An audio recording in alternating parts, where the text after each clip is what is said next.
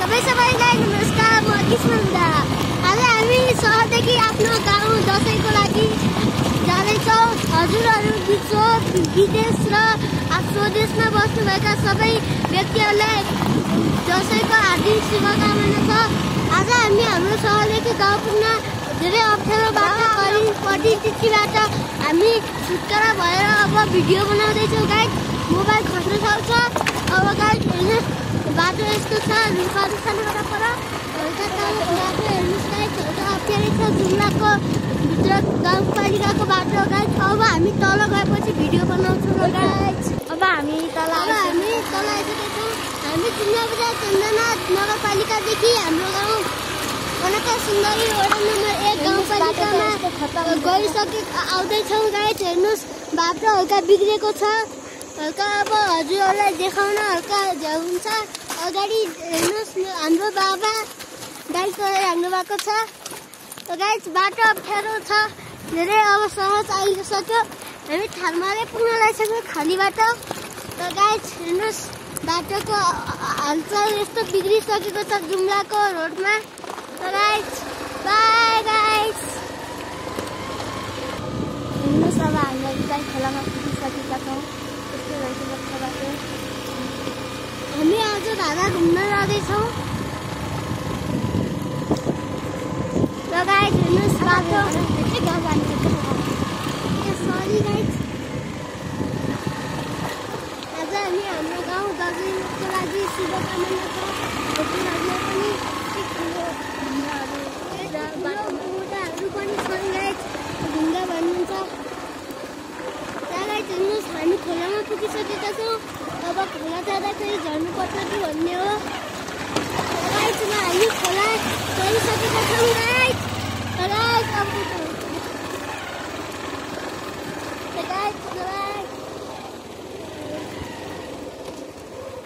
त्यो घर छ नि, त्यो चाहिँ एउटा होटेल हो पहिलाको।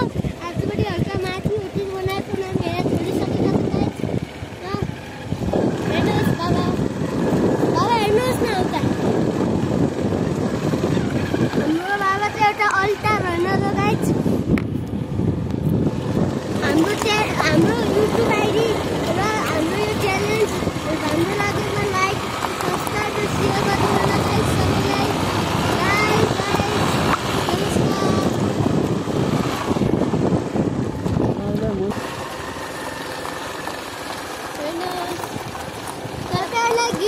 तपाईँहरूले मनोरञ्जनको लागि हामी एउटा गीत गर्ने प्रयास गर्दछौँ। त्यो गीतको बोलेको छ जिन्दगी। जिन्दगी सरर मोटर गाडीमा, जिन्दगी सरर मोटर गाडीमा, भेट्नेले भेटी जान्छ, बुझ्नेले बुझी जान्छ, हेर्नेले हेरी जान्छ।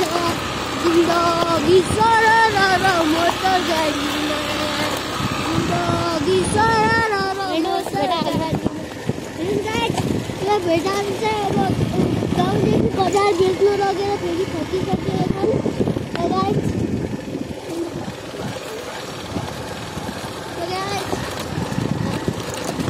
बाटोको अवस्था हेर्दाखेरि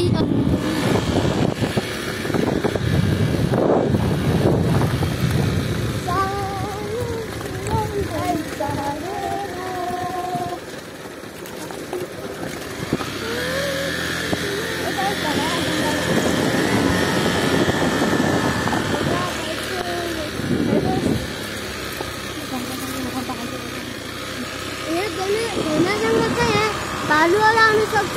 सानो बच्चालाई एक्लै हिँड्दा भालुले टोक्न सक्छ। अथवा यहाँ मानिसहरू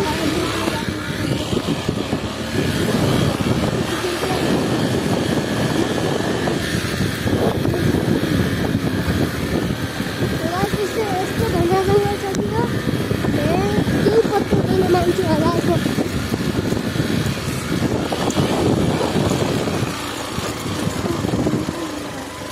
बाटो पनि खराब छ। जङ्गल चाहिँ हल्का झन्डै छ। त्यो मान्छे यहाँबाट हिँडेर पनि जान्छन्। धेरै मान्छे ढाडा घुम्दाखेरि जान्छन्। हामी चाहिँ आज हाम्रो गाउँ जाँदैछौँ। अहिले जाउँछ हाम्रो गाउँ पुगेपछि हामी हजुरहरूलाई हाम्रो गाउँ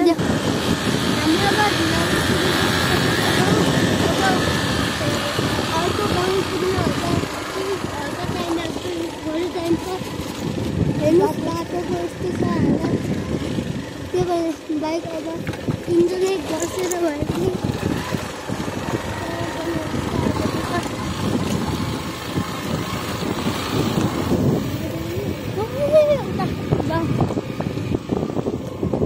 त्यो गाउँ चाहिँ हाम्रो मामा